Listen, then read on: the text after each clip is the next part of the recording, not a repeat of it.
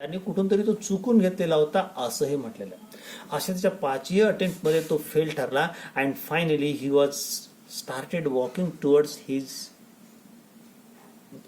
Bench in the garden we can say. त्याचं तेच ठिकाण होतं, त्याला ही हॅड नो होम, घर नव्हतं त्याला. मग रात्र कुठेतरी एखाद्या गार्डनच्या बेंचवर घालवायची, उघड्यावर घालवायची असं त्याचं होतं आणि म्हणूनच त्याला थंडीची भीती वाटत होती. No when he was going towards his place we can say, आता त्याला प्लेस म्हणून आपण घर नाही म्हणताय ना, तो जे आपल्या जिथे आपलं तो रात्र घालवत असे तिकडे तो जायला निघाला. While walking towards that particular place, that garden we can say, he listened some music from the church. Was passing by the church we can say, एका ठिकाणच्या एका ओल्ड चर्चच्या जवळून तो जात होता आणि जवळून जात असताना त्याच्या कानावर चर्चमधून काही आवाज पडला. Some person in the church was practicing an anthem we can say for the coming festival. येणाऱ्या फेस्टिवलच्या दृष्टिकोनातून थोडा प्रॅक्टिस म्हणून, सराव म्हणून तिथल्या म्युझिकल ऑर्गनवर एक व्यक्ती एका अँथेमची प्रॅक्टिस करत होता, एका रिलिजियस सॉंगची प्रॅक्टिस करत होता असं आपण म्हणूया.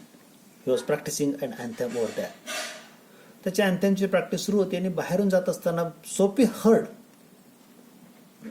That a sweet song and he stopped at the gate of the church and was listening carefully to that song. See the twist in the story. Up to now what we know that Sophie wanted to get into the prison. He did various attempts for that.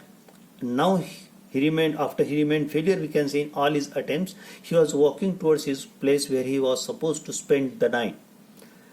In his way he came across a church and heard a beautiful sweet song from inside and he stopped at the gate of the church. आतून एक सुंदर असं गीत ऐकायला आलं आणि तो त्या चर्चच्या गेटच्या तिथेच थांबला.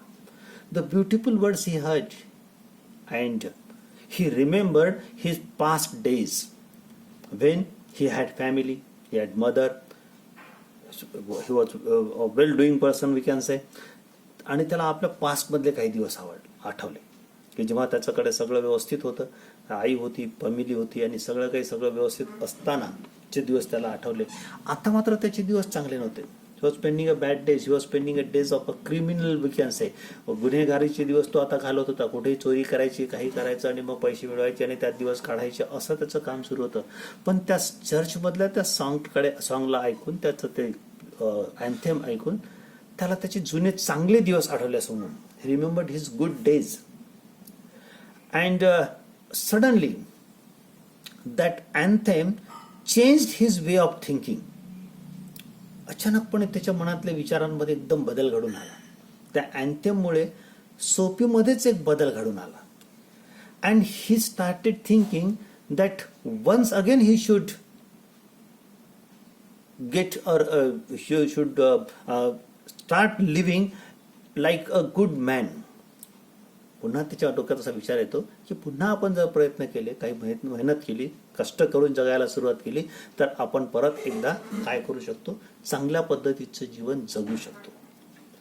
he thought that I would do something maybe for selling newspapers or something like that, earn something and again I will start living like a good man, and the good days that he had experienced in the past would come once again. Means he had changed his mind, he had decided to give up his criminal ways and start his life once again in a better way.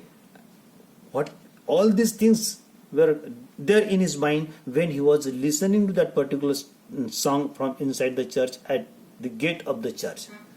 त्या चर्चच्या दाराशी, गेटपाशी उभं राहून तो आतून ते song किंवा anthem ऐकत असताना त्याच्या मनात हे सगळे विचार आले की आता हे सगळे गुन्हेगारीच्या गोष्टी सोडून द्यायच्या, ते वाईट काम सोडून द्यायचं आणि चांगलं काहीतरी काम करायचं, एखादा न्यूजपेपर विकायला सुरुवात करायची वगैरे. अशा पद्धतीने त्यांनी ते चांगल्या लाईफकडे किंवा चांगली बाजूकडे वळण्याचा विचार केला. आता त्याला गुन्हा करायचा नव्हता. See the irony in this particular story. त्याचा विरोधाभास पहा कसा आहे. आतापर्यंत त्याला तुरुंगात जायची इच्छा होती तर त्याला कुणीही पकडत नव्हतं, तुरुंगात कोणी हँडओव्हर करत नव्हतं. आता त्याच्या मनात इच्छा वेगळी आहे. आता तुमचं की हे सगळं गुन्हेगारचं जीवन आता सोडून मला परत एकदा चांगलं जीवन सुरू करायचं, माझे पहिल्यासारखे जे आनंदाचे दिवस होते ते मला परत माझ्या लाईफमध्ये आणायचे, असा तो विचार करतोय. आणि असा विचार करत असतानाच at the same time what happens Suddenly a policeman came over there, touched Sophie's shoulder and said, "What are you doing here?" Sophie said, "No, I'm not doing nothing." "Then come with me." And he took Sophie to the police station. And on the very next day, the judge declared 3 months imprisonment for Sophie. See, we can understand the depth of the writer. लेखकाचा लिहिण्यामध्ये कशी छान खोली आहे पहा, किती सुंदर रीतीने तो लिहितोय.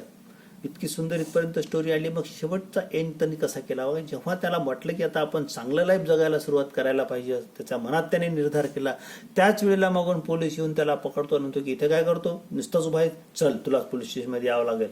आणि त्याला पोलीस स्टेशनमध्ये घेऊन गेला आणि त्याला दुसऱ्या दिवशी जजने 3 महिन्याची सजा सुनावली. अशा पद्धतीने तो शेवटी तुरुंगात गेला.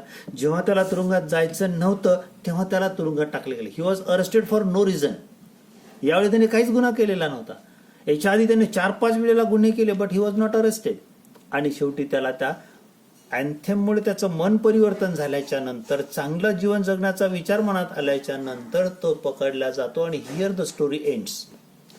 अशा पद्धतीने या ठिकाणी त्या स्टोरीचं एंड होते. म्हणून असं म्हटलं जातं की त्या हेनरीच्या स्टोरीज मधल्या most of the times in most of his stories the end is always unexpected one. आपल्याला सुद्धा स्टोरी वाचत असताना शेवट असा होईल असं वाटत नाही, असं अपेक्षा नसते, पण तसाच काहीतरी एक अनपेक्षित असा स्टोरीचं एंड होतो असं तिथे दिसत आहे. अशा पद्धतीची सुंदर अशी एक स्टोरी आहे सोफीची, cop and the anthem. Police आणि जे काम आधी पोलीस करू शकले नव्हते ते काम अँथमनी केलं होतं. अँथमनी ते त्या मन परिवर्तन केल्याच्या नंतर पोलिसांनी त्याला पुन्हा पकडून तुरुंगात घातलं होतं. अशा पद्धतीची स्टोरी आहे. It makes us or it gives us chance to think over, we can say. आपल्याला त्याच्यावर विचार, आपण त्याला वेगळ्या शब्दांमध्ये थॉट प्रोव्होकिंग स्टोरी असं म्हणतो. विचार करायला भाग पाडणारी स्टोरी असं आपण म्हणतो. ही थॉट प्रोव्होकिंग स्टोरी आहे cop and the anthem, Soapy नावाच्या तरुणाची, यंग मॅनची, जो की थोडासा वाईट मार्गाला लागला होता त्याची. आणि तशा पद्धतीने मग शेवटी त्याला जेव्हा चांगलं व्हायची इच्छा होते तेव्हा त्याला परत तुरुंगात जावं लागतं वगैरे. अशा पद्धतीचा त्याचा एंड त्याने दिला आहे. अशी ही सिंपल अशी स्टोरी होती. आता ही story I definitely as usual I will give you instruction that you must read this story slowly, once, twice, if needed thrice. मी समजावून सांगितल्याच्या नंतर परत तुम्हाला ती स्टोरी वाचली पाहिजे. तिच्या रायटरबद्दल, तिच्या थीमबद्दल, त्याचे सगळं 1दा-2दा आवश्यकता असली तर 3दा देखील वाचायला पाहिजे. And then immediately after this I will provide you with some activities. व्हिडिओच्या नंतर तुम्हाला माहिती आहे की मी नेहमीप्रमाणे तुम्हाला काही ॲक्टिव्हिटीज देईल.